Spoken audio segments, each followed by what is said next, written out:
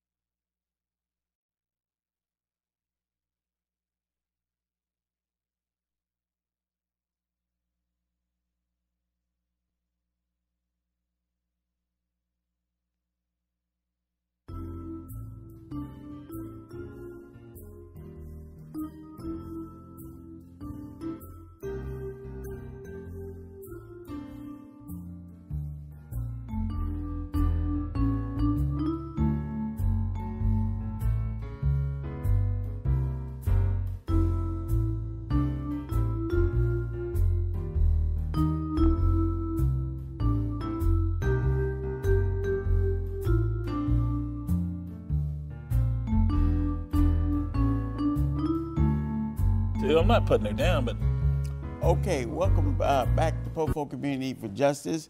Today we have Brother Bruce Broussard here, and we have and he'll be talking about his striving to be elected in number two. District number 2. District number 2, and we have Brother Fred here, which is in the real estate, and they'll be covering all kinds of subject matters.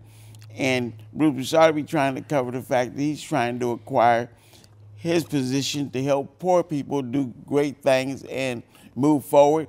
And the same with Brother Fred. He's trying to help people move forward, and he's in the real estate. So without any further ado, Popo Community for Justice, today is Easter. Happy Easter to all you people out there in society. And today is a birthday to a gentleman that's a cab driver, but I didn't get a chance to get his name, but his daughter's today is his birthday, so today is April Fool. But here we are. I just want to yell congratulations to him and his beautiful daughter. So, Brother Fred and Brother Bruce Broussard, we're ready to move forward, hearing from both of you wonderful gentlemen. Well, in all due respect, why don't we let Fred kind of give us a little introduction, because in all due respect, he pretty well knows he's run before, and the other thing is that I've run before, but the fact of the matter is, in this particular case, he pretty well knows that if one is going to basically run for office, we're looking for leadership. I mean, I've looked at that, he looks at that, and so when one runs for office, it's like a job. You get the job description, and then hopefully you got the resume in order to identify with that job description. So the community is the same way. It's very, very important that whoever runs for any office, for that matter, they understand the terrain that they're running with and the issues that are all involved. So I'll let him get the introduction, and then he may ask me a couple of questions about whatever. But the key is to give him the opportunity to define whatever he feels the definition of, quote, a person should be running for office for. Well, I'll say the same that I've said to all my friends when they ask me about this election for city council, right. And I think it applies for pretty much every race. This year it's been great. We got a lot of new faces running for office this year, and everybody's nice. I know most of the people who are running for the county and for the city especially, and stuff. We got a lot of nice people that are running. Yeah. But guys, you don't hire somebody just because they're nice. Mm-hmm. And I tell everybody that what they got to look at is they got to look at who is a leader, who can do the work. The county job and the city job are two tough jobs. The toughest job is the city commissioner job. most people who've had city council jobs and then moved on to other jobs, pretty much everybody I've ever talked to, going all the way back to Goldschmidt, said that the toughest political job they've ever had was being on Portland City Council. Vera Katz told me that in 2016. Yeah. Toughest job. In the state of Oregon. In the state of Oregon. A former Speaker of the House. So the hardest job she ever had was being mayor, and she loved it. But what I'm getting to is you want to look for leadership, and you have to look at the past of a lot of these people and seeing what they've done. You know, like I said, we got a lot of nice people. Yeah. We got a lot of people with good hearts. But if you look, I mean, and those of you who right now who are renting homes right now and are just upset with the aggressiveness over the last year and a half of rent not just going up, but the availability of housing. Yep. You know, look at Chloe. 30% of the reason why it's so hard to find housing right now is her. Really? Yeah, every day she goes to sleep, she must feel very good about herself. Her and the people that work for her. They've done more to hurt poor people than any city commissioner probably in, I don't know, 40 years, something like that. So, yeah. It's about 40 years. Since they put the medium on MLK and shut down all those black businesses, that's probably the worst thing to poor people. And when you consider that the seat she sits in used to be occupied by Gretchen Kafori, who created PCRI, stopped redlining, among other things. I mean, if you look at the stuff that not Vera Katz, but Gretchen Kafori did for people, did for poor people, did for black people, and then you look at Chloe and you just go, oh, whatever. How the hell did we get here? Okay. We get here because we're not paying attention to the ball, and the ball is leadership. Right. People who have done things for the city, for the community, for the state that move the needle a tiny bit. Everything in politics and everything in community work, you rarely get big strides like this. It's good when you do, but it's rare. Most people don't do that. What you look at is the tiny things that they've done and the consistency of those tiny things occurring. That, to me, is evidence of leadership. And we don't have that many people this year, though we got a lot of nice people that have got even a career based on these tiny community advances. And when I say community advances, it's not what they've done professionally. I'm like, great, it's great to have a great degree. It's great to have a nice little job. But what has your leadership, what has your involvement in our city, in our county, in our state done to move the needle that far? And how many times you moved that far? That's one of the reasons why I'm endorsing you. You're probably the only person I'm going to be endorsing. Because look at all the stuff that you've done, Bruce, over the years. Going back almost 40 years, matter of fact, over 40 years, that you've done to move the needle. The conversations you started, the buildings you've built, the small businesses you've had, the people you've employed. I mean, if you look at everybody you're running against in your race, nice people. You meet anybody running against Bruce, it's just going to be like Bruce. They're nice, decent, good people. They really are. Right. Okay? But none of them have done what Bruce has done. None of them have hired people and created jobs like Bruce has. I mean, when I say jobs, I mean like for the 1980s, very important living wage jobs. They've got a lot of personal accomplishments, and that's good. We don't want people who don't have any personal accomplishments running for office.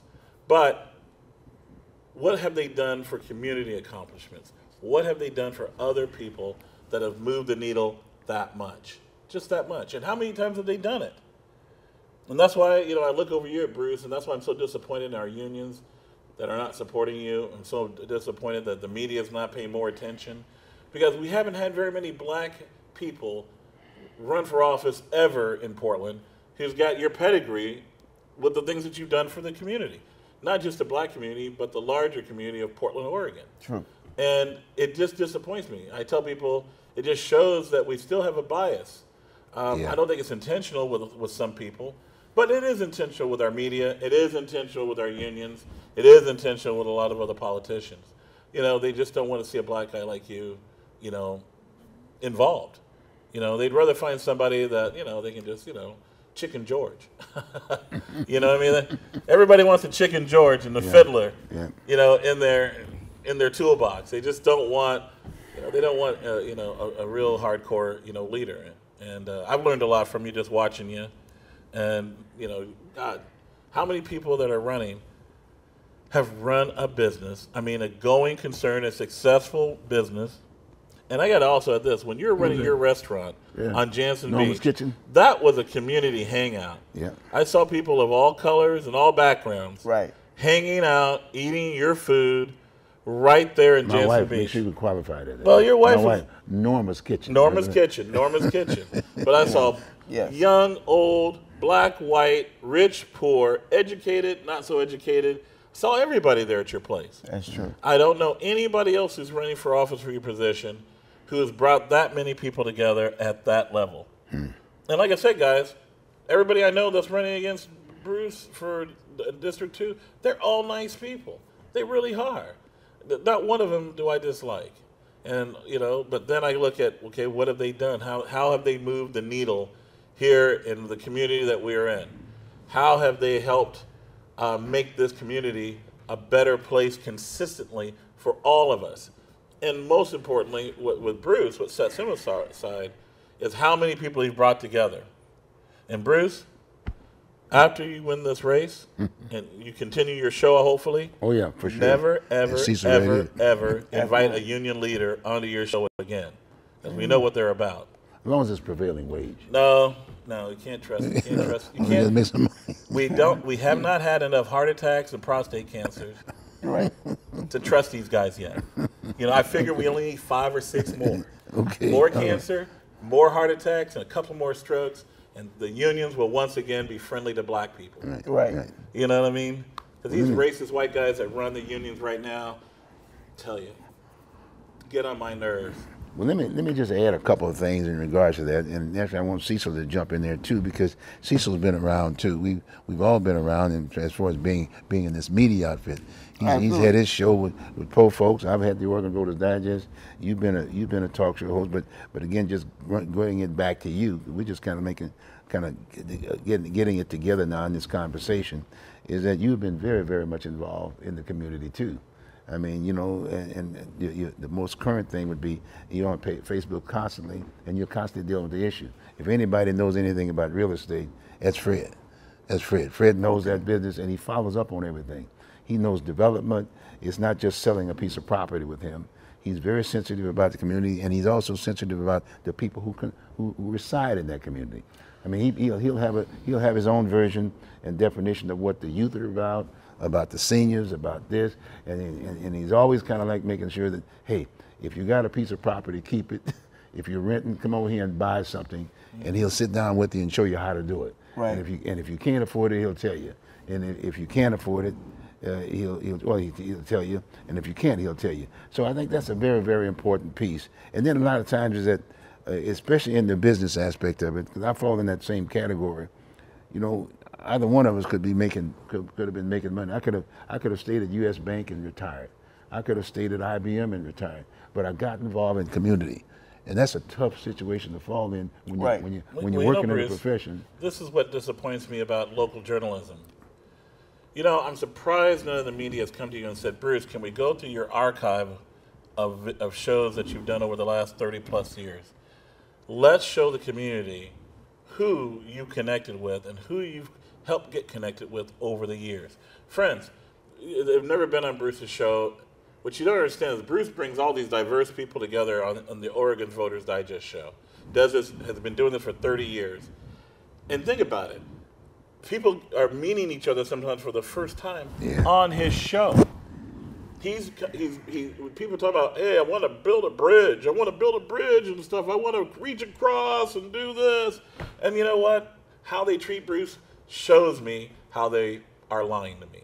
You know, that's why I'm the way. You know, guys, my family is big union people, very big union people, mostly in the Midwest and the South. Big union. We're talking about going back almost 100 years. Yeah. And I grew up around hearing how important, you know, unions are and all that stuff. And then I see how they're treating Bruce in this election. And I'm just like, you know, it's just not right. They're a bunch of white guys. They don't respect what he's done for them and what he's done for the community. The reason I'm saying that, friends, I'm telling you as somebody who grew up around unions. You know, I come from a military union family. You know what I mean? That's all American, right? And I'm telling you, these white people they're in charge of these unions, racist as David Duke. I don't care how friendly you think they are, but look at how they treat black people in Portland well, you know, when it comes time for running for office. Yeah. I mean, even if they're not going to endorse him, every one of them should have called him in and said, Bruce, let's talk. Because he's helped them all at one time or another. Now, black folks, look at this. This is called being Chicken Georged. Chicken George is when you offer respect and trust to a white person, and then they dump on you. Mm-hmm. Just like in Roots. Remember Roots? Yep, yep. Okay? The unions are Chicken Georging Bruce Broussard. Well, let's get down to the meat of the matter from the standpoint. And they're importing a minority. Yeah. That's another thing is getting me. Never heard of this woman. She's probably a nice woman. Probably is. She looks like a friendly woman. But she doesn't know anything. But she's not from this neighborhood.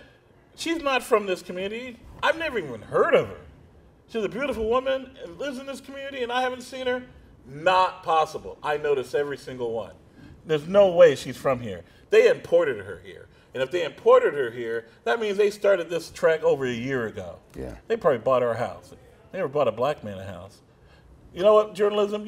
Journalists out there, look and see how the heck did these unions get together and import a brown-skinned person? Not a black person, not a person with chains, not a person with change. We're talking about a person that was oppressed by the British Empire and not by the United States. How did that happen? I just don't get it. You know, you got somebody from the community, involved in the community, business owner, job creator. You know, he's a Republican, but he's always been fair to Democrats. Unaffiliated now. So. Well, he's unaffiliated now, but he's always been the one guy in the room that says, "Hey, I'm going to give some time to the other side of the." I mean, who else would you rather work with? Well, I'm saying you want to work with somebody who's just going to do what you say. You know, what's the difference of a rich guy buying a candidate than a union importing a minority, so that the white folks will feel comfortable with voting for a brown-skinned person? Well, we better give these other folks an opportunity to see where I'm at. If you're a doctor or a nurse and you are treating any of these union leaders for cancer or heart problems, think about what you're doing. Right. Okay. Understand what you're doing to the community. Well, look at what these people are doing when they walk out of your medical facility and they go into the community. Look at the hate that they're spreading. Okay. Cecil, you wanted to say something, a couple of things, man? Well, I'm just very happy that you're on the show, Brother Bruce. You know, you always welcome on Popo Community for Justice. But it's for all people, and we've been doing shows for years. Mm-hmm. And it's all about helping people help themselves. And I'm always trying to find jobs for poor black, Negro, colored, black, African Americans, and all people. But I'm just always trying to favor that conversation because nobody's looking at black folk except for going to jail, smoking marijuana, or doing drugs, or whatever the case may be, to justify trying to balance life out. But it's horrible because people's lives are ruined or wrecked, and they're being shot to death, and black folk are shooting them, and then they're trying to say, well, this one officer was fired because in 2016 he murdered a black individual. And then they got the conversation that they found weaponry on him and stuff like that. But nothing's totally investigated. Just a matter of, it's just like we just want to make a top issue of that. And then we got this other black person that was recently shot 20 shots. They shot him 20 times, but only 8 bullets hit him. One through the side and the other one in the back. And he was on his way to his grandmother's house, and he shot to death. And black people see that, and they don't make no big thing about it because they're thinking, well, hopefully next year or 2020 or 2019, they'll be investigating it. And I'm saying, well, they're going to try and clean it up as best they possibly can. But it is a human life that's been taken. And I'm just trying to say we need to have Negro, colored, black, African Americans in these wonderful jobs, especially Negro, colored, black, African Americans, as Bruce Broussard is pushing for, trying to get his District 2 and can perform an excellent job, and trying to let people know that I've did all kind of things to help people. I bought property, I've sold property, and I put people where they can live comfortably or buy themselves a home. And it's just so very important that we need to work together as human beings to get these things accomplished. And if you're rooted where people can come on your show and talk to you, or come on my show and talk to him, but there's always somewhere to have your voice heard, and you're in a position to speak from your heart. And it doesn't make no difference if you're eloquently spoken or poorly spoken. It doesn't make no difference. Just get your message across. And that's why when Bruce Broussard always comes on this show here, Pope for Community for Justice, he's out trying to help people move forward. Any race, any color, anybody, anywhere. And I'm just saying, look, I'm always talking about trying to say, hey, what about us as poor people, black people?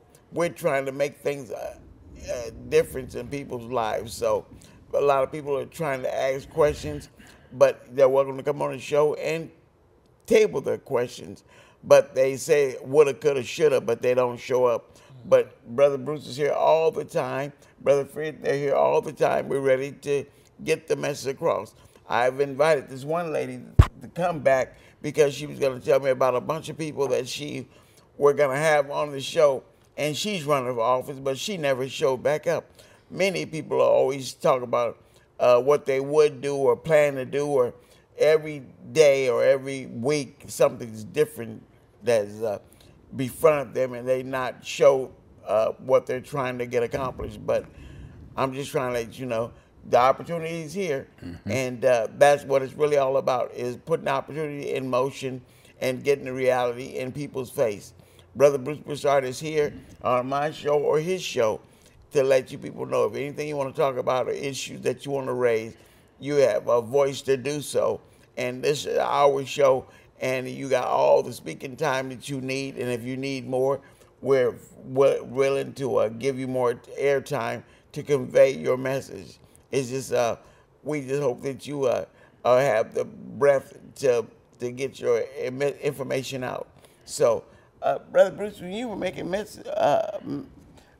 it important to know that I'm always talking about poor people, and you're trying to make a reference to poor people getting more jobs. We talked about that for a long time, but would you like to emphasize on that, Brother Bruce? Well, in fact, I'm going to do that, and in fact, what I'll do, you know how we do things anyway, we want to make sure that we'll invite all the other candidates that are running for this position. True. They could come right here and sit in the seat that I am, and you and Fred could basically go through the same Don't invite process. any that have got union endorsements. Okay, well, but my point is that you can ask them that question, see, and you can talk about them then. Oh, what are they going to say? Hey, you're not black, and you got endorsed by a union. Yeah, I hear you. But how do you feel about that? We're just going to say I like that. I know. I would like it too. Yeah, but I'm just saying we want to make sure we share equal time things. Yeah, that's what it's all about. No. If a union endorsed it, okay, all right. Because look, if right now the unions have done next to nothing to stop this war on poor folks. Well, let me share this with you in regards to the union piece. In fact, a lot of them would endorse me, but that political part of the union, in most cases, they'll play the politics Poor leadership. and put that together when that ended. Poor leadership. But I know a lot of union folks that I know, besides my son was a union person. You understand what I'm saying? I was in the union, so to speak. But let me mention, now there are three other people, there are three women that are running. I'm the only male, by the way, that's running at the county aspect of it. Not that it makes a difference, but sometimes it does. But Sharon Maxwell is one of the ones. Don't mention their names. Well, no, but that's what we do, though. We just, in all due respect, we got to do that. I mean, it's fairness. I mean, I want you guys to interview. I want them to come on this show and tell them about their background and give them the same background. My friend, there is no fairness doctrine in politics. Okay, I know that. There is none. But sometimes that's why they get away with being racist. Okay. So there's no fair. Look, let's talk about you. I want people to know about you. But still, real quick, I'll just do Sharon Yeti Maxwell, Maria Garcia, and Shahila. She's from India, and that's kind of interesting. She's the import. Okay. But anyway, no, in talking about, like you said, I'm wearing two hats, so to speak, because I too, I dot the I's. I'm just as committed to helping folks. We were raised to be like fair to the people who are, but throws us under the bus. You know what I mean? He's a good, strong, buck old man. And you're looking at what I tell everybody about bad habits we were trained as growing up. Be Be nice to them racist white folks. All right, okay. Yeah. But like I said, but Fred is Fred. That's good, and right in front of it, I respect that really. I know. The key is that yes, I am running for district number 2. And you're a good in man Multnomah for it. County. But it's a very important district because, in all due respect, from the state of Oregon, when they start talking about black folks, it's always Northeast Portland. Right. And it's a very important piece that people need to know that. But they also need to know that back in the days when I was publisher owner of the Portland Observer newspaper, I asked that question in many of the meetings. And well, there's constant people saying, well, it's in Northeast Portland. And I said, where's the address in Northeast Portland? There was no address. And so the whole idea is that I went and rallied the troops up in Salem and whatever, and guess what we did? We gerrymandered the area and came up with District 18. District 18. District 18. Yes. I was publisher, owner, my wife and I, of the Portland Observer newspaper at that time. Yep. So we led that charge to make that happen. Bruce, and we got that happen. Let me get, okay. I know, we got a little bit of time. Let's let people know about your pedigree as far as Well, that's what I'm doing. What you done? No. That's a good story, but let's start No, off. no, but that's important because the idea of this address. Now, the point I'm making about this piece is that once we got 18, remember that when we got that 18, the whole idea was to give a person. Now, it wasn't a black district; it's a district where a number of the residents were black. But the whole idea was to give black folks the opportunity to, i.e., run for office and put something in the front of their name, representative. You got me? But when we did that piece, and all due respect, folks, I've learned now. I can make that statement now. We didn't, i.e., work it to keep it. Because when the first person, we had arguments. I mean, people were at the table, Bang Bang Walker, Chad, a whole bunch of folks were sitting around the table, but we couldn't agree, if you will, to pick the right person. Okay. Right. So at the first person who was elected to the first black district in the state of Oregon history, District 18, was a white guy. His name was Ed Leak, who happened to have been living right there where we are in your area. Ed Leak did. He did a good job. Okay. And then he agreed. He said, Bruce, I'll tell you what, I'll take the seat for a year, got me? And then boom, hopefully you'll find someone. And then guess what, in all due respect, I'm telling you politics, and then Vera Katz was pushing the women's issue thing, remember that? And then after he kept doing that piece, but the bottom line is that Margaret Carter came to the table, okay? Yeah, Margaret came to the table, Harold Williams came to the table, bottom line, but the bottom line is that politically, they picked her. Okay, she's been there. But the bottom line is that now today, then Lou Frederick came in and he became a representative. Yeah, Lou's good. Yeah, Lou's good. But now let's look at the definition of it today. The definition of today, I'm not trying to knock anybody, basically, but a Native American woman is now the new representative for the district today. That's today, right now today. But my point is that my intent was to say in so many words, black folks have to start standing up for themselves. Absolutely. We had a district, and the bottom line is that they should have worked it. They should have mentored folks to come in. They should have hired folks down in Salem and taught young black folks how to run, or the next people in generation. But we never did that. They never did that. So we lost that. We're losing that district. Now we got the word gentrification, and who's doing the deal? Let me explain to you the success of what you did. Okay.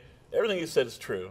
Okay. Yeah. But you've done something that Margaret Carter wouldn't do, because the white people that support her would have fired her butt and put her back on welfare if she had done it.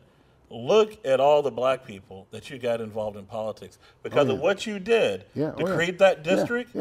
Look at how it's changed Portland. You understand how it's changed Oregon. I agree. You know, there's always a merging of and good and bad people. I feel good about working that. together. Things. So District 18 may not have come out like you expected. That's right. But because of what you did, people like me are involved. You know, Sharon's involved. And everybody else. You know, I mean, Margaret Carter didn't do a darn thing for anybody except for sing Negro spirituals to all the racist white folk of Southern Oregon. But what I'm getting to is, doesn't matter. The success people should look at is, you saw an issue about black participation in politics, right? And you didn't just go out and do the rah-rah marches or throw tomatoes and stuff. You came up with a solution and an opportunity. And even though it may not have come out the way you originally envisioned, but look at what that germ of an idea I'm did. agreeing. Now check this out. The reason why I went to... what? Nobody who's running against him can say anything like that. And the reason why I went to the representative district, the whole idea was that it had an address on it. The city of Portland, you had to run citywide, and the chances of winning an office citywide, I mean, it's almost like a none, right? You got me? But by going to representative, but I also felt that person who won that seat was going to make sure they worked that district. It came back, and unfortunately, when you get down in Salem, they got stuck. In all due respect, they kept Margaret there, and unfortunately, I mean, you know, she Aunt Jemima them for. I mean, she's saying Negro spirituals. Yeah, but my point is that they chose passed it. no legislation that helped anybody black. Yeah, but not one thing she did. I'm not even getting to that. What I want to get into this. Let's get this. Don't look at this Indian woman as being a failure either. No, the because point. I think it's good. I mean, I think it's good, but I want to make it. Americans either. I agree, but my point is that. And that's good. No, understand where I'm coming from. I'm being very upfront about this piece. We were talking about black people at that time. I understand every culture has, everybody's fighting for this, that, and the other. I was talking from black folks because white folks were telling me point blank, Bruce, you own the Portland Observer newspaper. We want to know about what black folks want. Right. We want to know who they are, et cetera, et cetera, et cetera. We got Asian Reporter, we got the Hispanic newspaper. My point is that they identify in their areas. For some strange reason, we can't just focus on making sure that we're working our group. Absolutely. And I got to make sure we make that point across. I'm saying that I've always represented everything because we come from the same background in the Marine Corps. I mean, I can talk to anybody across the board. Absolutely. You got my point? But you see, but in this particular case, me as somebody's going to vote for you. Okay. I'm looking at, wow, look at what his leadership has done to move the needle. Remember what I said earlier about moving the needle that much? And I understand about what you're saying about yeah, you but did it I thought it was people. good to give that history. But look, it's important. Because you got that district created, and because there's been a black face in Salem now for over 30 years. Yeah. Whereas before we had none. That's right. Okay. That's right. That's true. So here we've had a black face, a couple of black faces. What I'm trying to say is you move the needle in getting more minorities involved in politics. There's more minorities, there's staffers in politics, more minorities running for office. There's now a history of black people. It's a good thing. Now, as late as 1951, we passed the Public Accommodations Law, the first one in the country, the law that got rid of the colors only and whites only signs. Right. We were the first state to pass a Public Accommodations Law, 1951. We didn't have one black person elected for the office throughout the state. That's true. So look at you, since you hit here, what, in the 60s? Look at how you've changed. 68. You understand the dynamic of Oregon. We got a lot of minorities throughout the state involved because you made that decision to help move that needle a little bit. Absolutely. And you know, God bless you for it. The people you're running for, they don't have anything on their resume that says they've done anything that's had anywhere near now or will in the future have that impact on the community. But I just wanted to make sure that's leadership, Bruce. I appreciate that, but I just want to make sure people know that we are working. I mean, you do the same thing. Don't get me wrong. I mean, you could be a multimillionaire in the real estate business, but you still equate with community. A little younger, whatever. But my point is that we you know, because we're all creatures of our exposure. Absolutely, okay. Yeah. And I just happen to have that background, the Marine Corps, and coming here, I had that background. I had that initiative, enthusiasm to do these kinds of things. So I'm saying I'm not trying to be negative to the other folks. I'm just saying, hey, look here. We've got, and we still have a piece of turf. It's still identified as the black community, District 18. And one can still work it, if you will, to keep it going as a base. And that's one of the reasons why I'm running, to tell that story, because I want people to get involved. In all due respect, the reflection of mine, as one would say, if I win that seat, I'm going to make sure I have some mentor folks, mentor some black folks in there. It's very important. Absolutely. Yes. Now, as far as the race is concerned, and in fact, let's just get right in. We got about another 30 minutes, and so I want to make sure I get some stuff on the table here to let people know who I am and that I'm running for the office and what the issues are in this particular district. Very, very, very important. Very important. And district, and again, it's poor folks. You got the city of Portland, and then you got Multnomah County. They tend to work hand in hand anytime when they get into housing and high rise and whatever. And that's a little concern to me in terms of, this is a $2 billion budget operation for Multnomah County across the board. You got me? $2 billion. And a lot of times, you know, they'll try to take some of that money and put it into the high rise. I don't like that idea. My thing is to keep the money where it's at and make sure those services that we have there are doing things like senior citizen housing aspect of it. We're all seeing right now things are changing. I mean, the baby boomers' kids are coming back. They got degrees in this, that, and the other, and everything's going up. Okay, so it's a challenge nowadays for a person who's in an age situation, retiring, if you will, to try to keep themselves, to keep that home in a metropolitan area like that. So that's going to happen, but the key is that the county's job, if you will, to make sure that those seniors that are there, just like from a futuristic stand, not futuristic, in the past kind of, People want to die in their own home. Absolutely. They work hard for those homes. Yes. So the kids, that when they're planning, i.e. city or Portland, somebody has to be at that table that understand enough about development to say, hey, wait a minute, let's make sure that we figure out how many senior citizens are living within this area. Absolutely. In the whole area of the county, for that matter. Right. And then when they start planning high-rise or whatever, because that's going to happen, then the idea is that, okay, fine, okay, it can't affect this, we can still do this, we can still do that, we can still do this. But then if they can't do it over here, and this person is living in one particular area, then guess what? When they develop something, they may want to consider making sure that there's a senior citizen occupancy in that particular structure. See, so the key is that we got to understand the definition of what is a county. What is that job is all about. That's a very important piece. The other thing is that in that the mental illness thing, you think about mental illness, you think about health issues. Now, all those things are very much involved in that deal. And you got various agencies. There's an auditor that's basically elected, if you will, to the county to do one thing, to make sure that those folks are doing what they say they're going to do. Now, there's a problem from that standpoint. Again, I'm concerned with it. I mean, there's the sheriff. A lot of people don't understand what is the sheriff. What is the sheriff? They are the jailers. The Portland police picks up the folks, i.e. criminals or whatever. If you've broken the law, they're law enforcement officers. They bring them up to the sheriff, who's a jailer. They vet them out, check them all out, and that's temporary because they house them, and then they wait for that judgeship. Go before the judge. The judge says, hey, you're either guilty or you're not guilty. If you're guilty for a felony, some pretty heavy, or you murdered somebody, this, that, and the other, they said, okay, fine, you're going to go to prison up in Salem.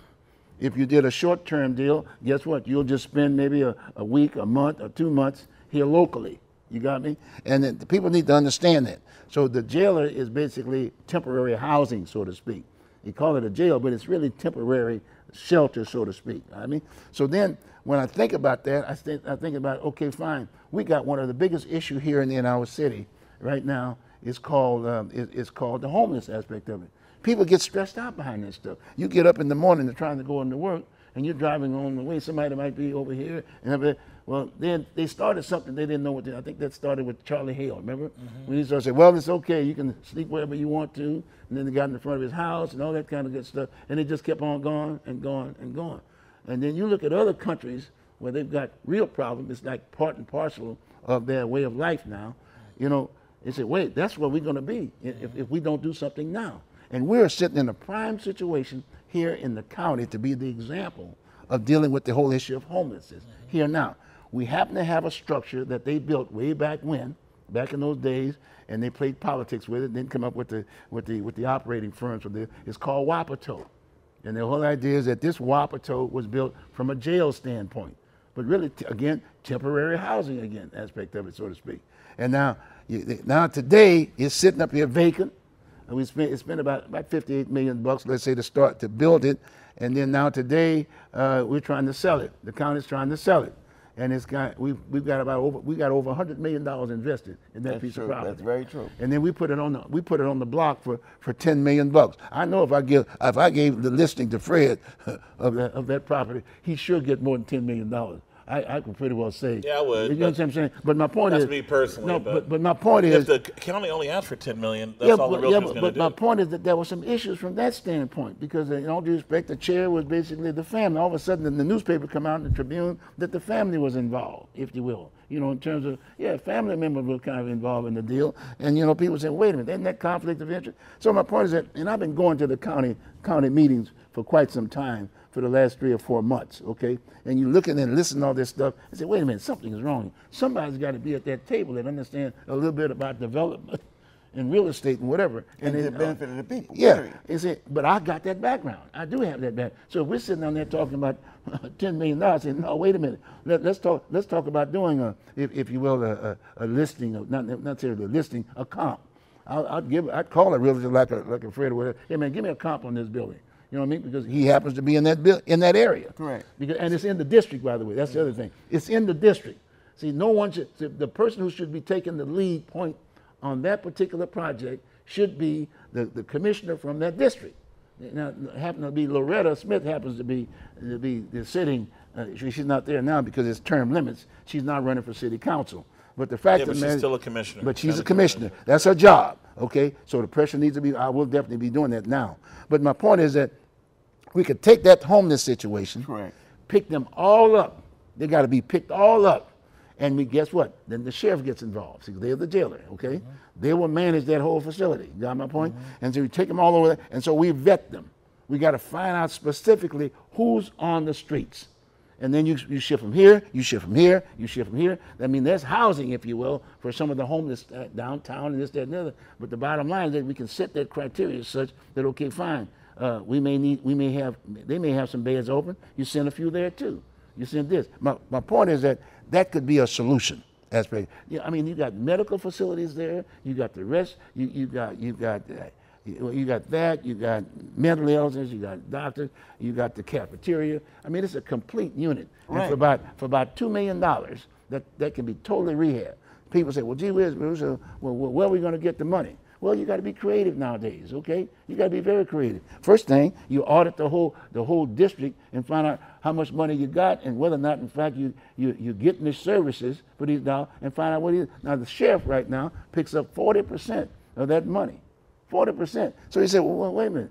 And then in all due respect, and I've learned this, you knock on the door for the sheriff, and the guy won't even respond to you.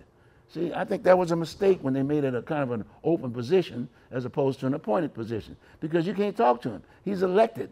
So his thing is that I'm an elected official, and in this particular case, I happen to know who Reese is, but he came from the Portland Police Department, right? You know, that's a different mindset than a person that's just housing folks, okay? So again, I would be very concerned about that piece, but that's just another issue. But I got a couple of slides here that a couple of little goodies that I want to show you about homelessness. And then what Fred was talking about, you got to know what's going on. You got to have the resume to run for a job like this. I'm going to show you a couple of things on homelessness. You got to get out there and touch them. You got to get a feel for who homelesses are. They got men, they got women, they got kids and families and this, that, and the other. And you'd be surprised of the kinds of folks that are sitting out there. Trust me. And to me, it's inhumane, if you will, to see people like that living in those kinds of conditions. It's sad. It's kind of interesting. Here we are again. Here we go again. We've got the Humane Society for Animals, right? We got the sheriff that picks them up, right? Picks up the dogs, the cats, and whatever, and take them to the Humane Society to vet them, to find out blah, blah, blah. They make sure they clean and all this other good stuff, get medical attention, whatever. But then we got a human being sitting out there on the street, and we can't even pick them up. That's true. That's insulting. Pick them up.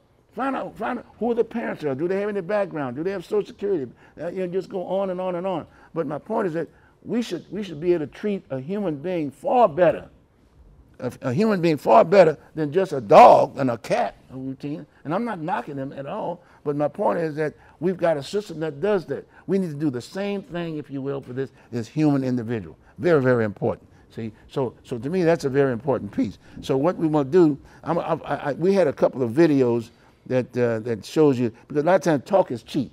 I want to make sure that people saw the vision. That's what I'd like to see with candidates. Is that a video where you're going to show a video? Yeah, can we do a video, a little bit on the homeless? Throw those 3 pieces on the homeless piece.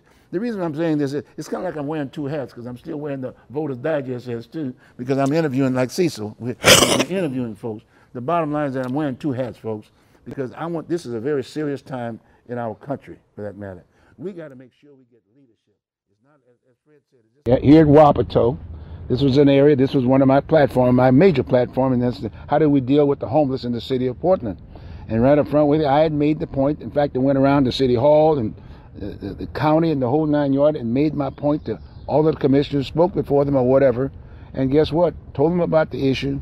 The media's been talking about the issue, but guess what? We're getting nothing. Nothing has happened. Nothing has happened.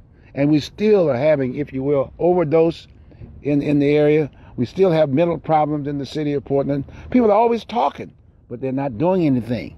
They're not doing anything about it. We've got to do something about this issue. So please, get out and vote. Get out and vote. And ask that question. Who on that particular list is doing something? I'm asking you to vote for me, because not only that, I've got the background and I've got the skills to make it happen. Okay, we got another piece. Okay, we're gonna throw another piece out there, because that's the Wapato, that's the building aspect of it. Right. So you see, here's a couple of shots. Just talk to the owner of this establishment. I understand that no one can pick him up and they can't touch him. because he's mentally ill. So what do you do? I mean, don't we have something the man needs to get taken care of? I talked to the supervisor of this particular business, and they said they can't do anything about it because he's mentally ill. They can't pick him up. They can't touch him. They can't do anything about it. We got to do something about this, folks. We got to do something about this. It's inhumane to be treating a person like this, but yet and still, it impacts us. All the businesses, they can't walk the sidewalks at all. People are nervous and scared and whatever. We need Wapato. We need Wapato now, yesterday. And here we got the county sitting up there playing games with it. Okay, that's another piece. And then I guess that last shot I had, there was a young woman that was sitting on the curb, just sitting on the curb. I mean, she had a needle there sitting on the street. Okay, and I think she had a needle there. There she is, right there. There she is. She really is sad. She was just sitting there. And the other guy that I was talking to right there, again, the same deal. She's sitting on the business aspect. They can't touch her. They said you can't unless she do this or she does this. And then I'm saying, you got to be kidding me. You got me? But then the humane, the truck for the humane, for the animal, they're just down there catching them and taking care of them. Why can't they do something about that piece aspect of it? Okay, that's a very, very important piece. The human piece. beings, and you think we should be able to do more? I would think so, priority-wise. Right. And then at the same time, some people say, well, gee whiz, where are we going to find the money? And I'll be right up front with that. In my background, I worked for United Way. You know, doing United Way, we used to pick up the money. I was in the fundraising aspect of it. We pick up the money, put it in a pot. We identify what the needs were, and then they basically hired folks accordingly. Well, on today's it's not that. You can dedicate your money any way you want to. You got me? So my point is, right off the bat, if you can dedicate that, rather than, quote, throwing pillows out on the streets on Christmas time to homeless and this, that, and the other, jackets and this, that, and the other, well, then why not adopt a homeless? You know, raise some money. See, adopt someone along that line. See, so I'm just saying. But the point I'm trying to make is that we got to address this issue. We can address this issue in Portland, Oregon, and that's a very, very important piece. And I'm making it a point because when you think about homeless, you think about everything. Everything that the county is about, the money the county is about, is all under that umbrella of homelessness. You got me? When you made reference to WAPA, though, yes, isn't that a facility available? It's available. It's available to everybody. So they have food and water. They got the cafeteria, the whole 9 yards. People to stay for right now until they get on their feet. And see, people were saying, well, that's a jail. Well, wait a minute. That's not a jail. That's a temporary point where you vet. And then say, well, who's going to pick them up with the Portland police? Well, no. Guess what? You do have the sheriff. They have green uniforms, right? Yeah. Let them pick them up. Let them pick them up and take them over there, right? That's so you're a different situation. So they're not being, because you know the definition of the Portland police right now is a very negative one. But then I think but that's not I'm not running for city council at this point in time. I'm running for the county. So as far as I'm concerned, I'd like to get the sheriff I wanted to talk to him. In fact, he could come on this show. Fred, you guys can, you and Cecil could interview him. You know what I mean? Have the sheriff come up in and tell him basically, talk about that 40% budget aspect of it, whatever. But the point of the matter is, someone has to pick them up, okay? They take them down there and we vet. You know, that's the main thing. Some people say, well, there's a jail. Well, they need transportation. Wait a minute, folks. This is not a housing project. This is a vetting project, okay? A vetting to find out who's on the street. Very, very important. I keep pushing that piece about the people on the street. Very, very important. So that's something that I wanted to make sure we got across. And well, do these people have children, daughters? Oh, they got all kinds of folks. You had a couple of things you wanted to share with us? Yeah, we wanted to know, where is Wapato? Wapato is off the Marine Drive. Good point. It's a good point. Now, naturally, if you got that smartphone, all you have to do is just put in Wapato. And it'll just come right on the screen for you. It'll just come right on the screen. But it's in this district, district number 2. Okay. When you think about Marine Drive, you normally go to the airport. You just basically go just the opposite direction, if you will, from the I-5, and you'll just run right. It's in the industrial district. Some say, well, gee, Bruce, the zoning and this, that, and the other. Get it done. Change it. Right? You can change anything you want. Right. You're sitting up there if we want to do the thing right. We don't need a new building. And the other thing, too, we need another mental illness institute. These people are on the street. They need to be taken care of. We had damage way back when. Remember that, Fred? We had damage. Well, guess what? The developers basically tore it down, and they developed housing on it. You got people on the street, folks, in all due respect. It's definitely inhumane. It's totally inhumane.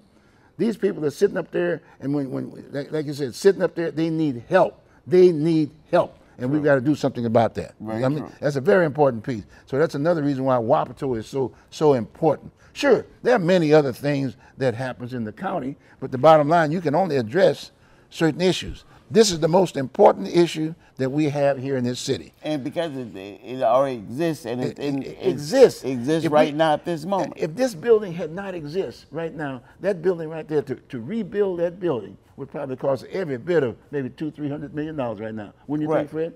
Yeah, something like that. At least, something like that. But that's a lot. At least $100 million. Yeah, at least easy. See, but my point is that we already got it. Right. It takes about $2 million. Then you can be creative. You can say, okay, union, okay, contractors, this, that, and the other. I mean, the kids who are doing OJT, on-the-job training, maybe at the schools, bring that back in. Carpenters, plumbers, electricians, and this, that, and the other. Take those kids, if you will, and give them a job, give them a minimum wage while they're still in school in the summer and whatever, and go and work on that building and just do. My point is that we can be creative and get this done. This will be the only opportunity, almost set the example, if you almost pretty well set the example towards look at what we can do about eliminating this whole issue of homelessness. Because imagine how clean Portland was at one time. I remember how clean it was when I first came here. I mean, the roses were nice, you know what I mean? Everything was nice and clean. Look at it today. I mean, it's a sad note that we leave people in that kind of a condition aspect of it. And then naturally we got the vets. We've pretty well taken the vets. That's one of the things I'm doing now in this business right now, besides running for office, is I reach out to vets right now to make sure that they're getting their benefits, because a lot of those guys, they don't know. And a lot of families don't know about these guys, and the Vietnam War folks, and the last group in the Korean War. They will only talk to other veterans, if you will, got me? But I'll go out there and I'll meet them. That's why I wear my hat on, the whole 9 yards, to let people know that I'm a veteran. I'm a Vietnam veteran, you know what I'm saying? And I want people to get their benefits. Right. And it's a very, very important piece. So if you know a veteran, then guess what? You call the VA. And then they've got the services. You call the VA, and they'll basically try to they'll follow up on that piece. In fact, I'm just getting ready to do a little quickie on that piece. I'm sorry about that. I got my deal right here.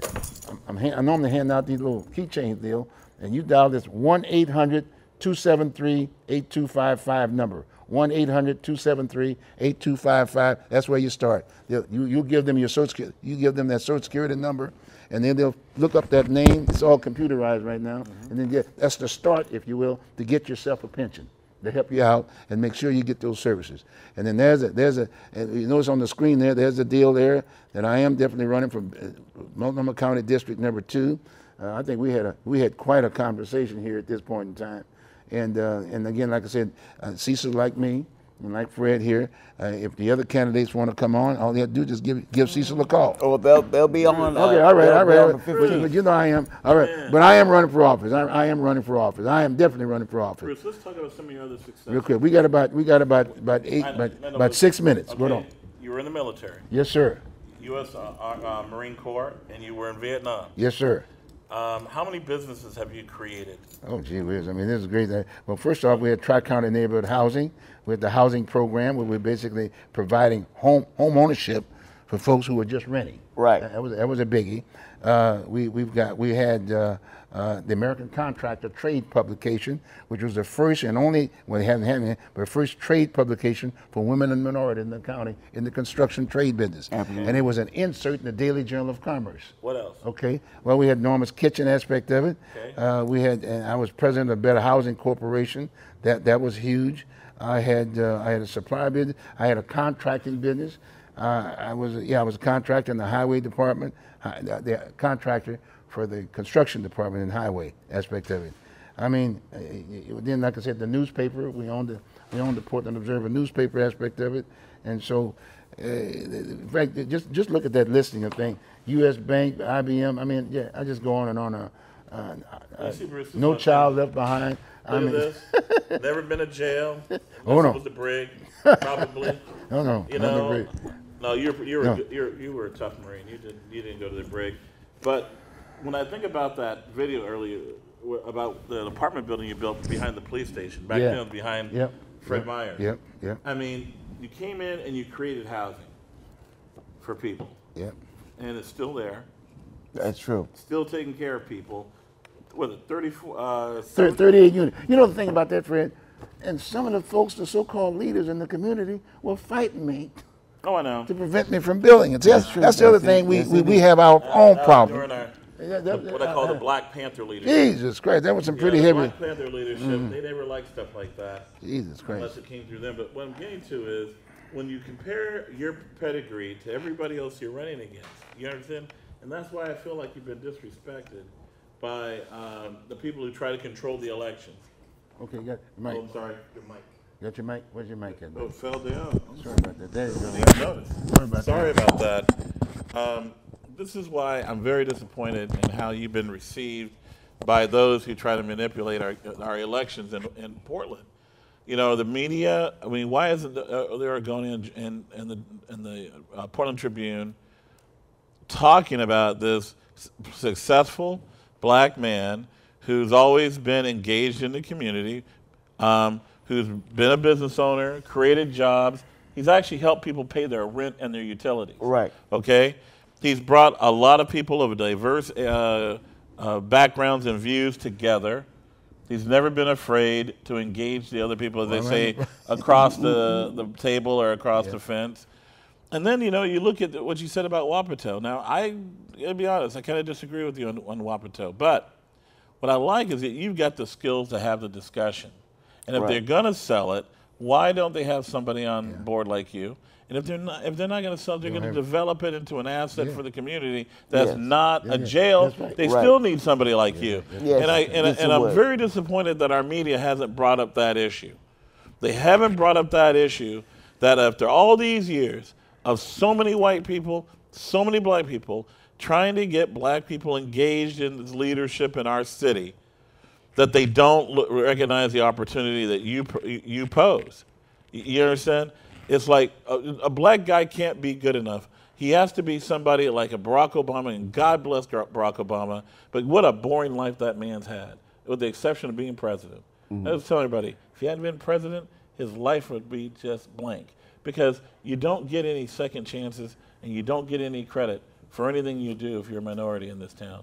A white person can go to one party with a bunch of black people in it and get credit for not being racist forever in their career. Why? You know, they have not done anything that's really civil rights related, but in 1999 they were at some party where 4 or 5 black people were in it, and they're considered champions of civil rights. I look at you and I look at your career and I look at the back of this thing. This is what a white or a black person stuff looks like that's a champion of civil rights. Stuff like this happens for people who are champions of civil rights. They move that needle just a little bit. Constantly. You understand? Yes. They move that needle. Like I said, occasionally they get a needle that moved that big. You know, it just disappoints the hell out of me. And that's what I'm saying. You know, I've been hearing all this stuff about the unions importing a minority to Portland. Think about it. A bunch of white guys got together around a table like this and said, we don't like the choices of Negroes we have this year. Yeah. So we're going to import a brown-skinned person and put them in front of liberal white people to vote for her. Because we don't particularly, I mean, what, they don't want to have a disagreement with a black guy? What, you know what I mean? Do these white guys feel that they should always dominate the discussion with a black guy? Well, it won't happen. You know, I'm gonna debate them. I'm 53 years old, guys, and I am so sick of these people. I'm so upset. Let's give the close. Well, I'm sorry, I got to shut up. Please, once you get the close, you got about a minute. You need to close now. Oh, yeah. Both folk can be even justice. Thank you, in God Almighty we trust. Thank you, people. Awesome discussion. Thank you very much, Cecil. Thank you, brother. Awesome discussion. Okay. Awesome discussion. This was good. That was good. Thank you. You liked it? Oh, yeah, that was good. Thank you, Brother Fred. Like I say, we had 2 hats.